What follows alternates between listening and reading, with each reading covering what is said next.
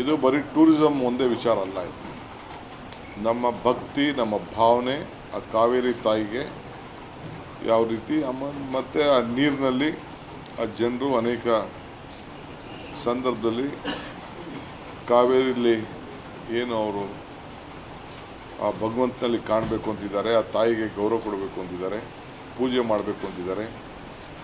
ಅದೆಲ್ಲ ಅವರಲ್ಲಿ ಏನು ಒಂದು ಭಕ್ತಿ ಭಾವನೆಯಿಂದ ಪ್ರಾರ್ಥನೆ ಮಾಡಬೇಕು ಅಂತಿದ್ದಾರೆ. ಅದಕ್ಕೆ ನಾವು ಅವಕಾಶನ ಗಂಗೆಗೆ ಯಾವ ರೀತಿ ಮಾಡ್ತಾರೆ, ಇದು ಗಂಗೆನೇ ಕಾವೇರಿ. ಈಗ ನಿನ್ನೆ ನಾನು ಹೇಳಿದ್ದೆ, ಗಂಗಾ ನದಿಯಲ್ಲಿ ಸ್ನಾನ ಮಾಡಬೇಕಂತೆ, ತುಂಗಾ ನದಿ ನೀರು ಕುಡಿಬೇಕಂತೆ.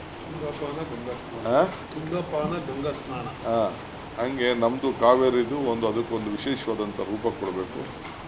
ಒಂದು ಧಾರ್ಮಿಕವಾಗಿ, ಒಂದು ಪ್ರವಾಸೋದ್ಯಮ,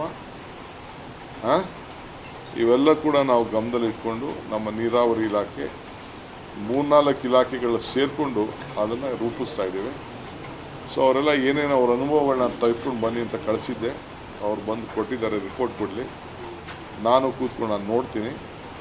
ಯಾಕೆಂದರೆ ಆ ಸ್ಟ್ರಕ್ಚರ್ ಮಾಡ್ಬೇಕಾದ್ರೆ ಯಾವ ರೀತಿ ಸುಮ್ಮನೆ ಏನೋ ಒಂದು ನಮ್ಮ ಹಳ್ಳಿಲಿ ಮಾಡಿದ ಥರ ನಾವು ಮಾಡೋಕ್ಕಾಗಲ್ಲ. ಅದು ಇಡೀ ರಾಜ್ಯಕ್ಕೆ ಒಂದು ಆಕರ್ಷಣೀಯ ಆದಂಥ ಒಂದು ಜಾಗ ನಮ್ಮ KRS ಡ್ಯಾಮ್. ಆ ಸುತ್ತಮುತ್ತಲಲ್ಲಿ ಎಲ್ಲಿ ಮಾಡಬೇಕು ಅಂತ ತೀರ್ಮಾನ ಮಾಡಿ. ಯಾಕೆಂದರೆ KRSಗೆ ಒಳ್ಳೆ ಗಾರ್ಡನ್ ಇದೆ, ಒಳ್ಳೆ ಜಾಗ ಇದೆ, ಒಂದು ದೊಡ್ಡ ಟೂರಿಸಮ್ ಮಾಡಬೇಕು. ಮುಂದಕ್ಕೆ PPP ಮಾಡಲಲ್ಲಿ ಕೆಲವು ಕೆಲಸಗಳನ್ನು ತೆಗೆದುಕೊಳ್ತಾ ಇದ್ದೇವೆ, ಅಪ್ಗ್ರೇಡ್ ಮಾಡ್ತಾಯಿದ್ದೀವಿ ನಮ್ಮ ಉದ್ಯಾನವನನ. ಅದಕ್ಕೆಲ್ಲ ಕೂಡ ತೆಗೆದುಕೊಳ್ತಾ ಇದ್ದೇವೆ. ಜನರಿಗೆ ಅಲ್ಲಿ ಉದ್ಯೋಗನೂ ಸಿಗಬೇಕು, ಒಂದು ಒಳ್ಳೆಯ ಪ್ರವಾಸಿ ಕೇಂದ್ರ ಆಗಬೇಕು.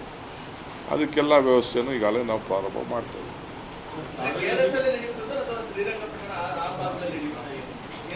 ರಿಪೋರ್ಟ್ ನಾನು ಈಗ ಹೆಂಗೆ ಹೇಳಲೆ, ಯಾವ ರಿಪೋರ್ಟ್ ಕೊಡಲಿ ನೋಡ್ತೀನಿ.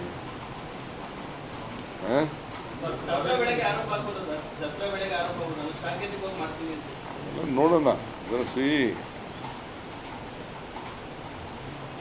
ಅದಕ್ಕೆ ಸರಿಯಾದ ರೀತಿ ಮಾಡಿದ ಮೇಲೆ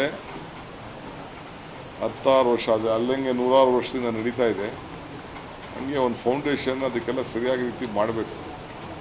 ಕಾಟಾಚಾರಕ್ಕೆ ಮಾಡೋಕ್ಕಲ್ಲ, ಶಾಶ್ವತವಾಗಿ ಇದು ಒಂದು ಸಂಪ್ರದಾಯ. ಹೆಂಗೆ ದಸರಾ ಮಾಡಿಬಿಟ್ಟು ಮಹಾರಾಜರು ಸಂಪ್ರದಾಯ ಇವತ್ತು ಬೆಳ್ಕೊಂಡು ಬರ್ತಾಯಿದೆ, ಆ ರೀತಿ ಅದನ್ನು ಮಾಡಬೇಕು. ಈಗ ಇವರು ಗಗನಚುಕ್ಕಿ ಬರಂಚುಕ್ಕಿ ಎಲ್ಲ ಪ್ರಾರಂಭ ಮಾಡಿದ್ದಾರೆ. ಹಂಗೆ ಅದಕ್ಕೆಲ್ಲ ಸರಿಯಾದ ಒಂದು ಫೌಂಡೇಶನ್ ಹಾಕಬೇಕು.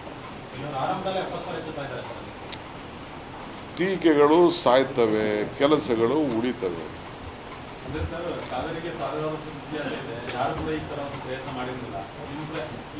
ಅಪಸ್ವರ ಎತ್ತಷ್ಟು ನಮಗೆ ಬದ್ಧತೆ ಜಾಸ್ತಿ.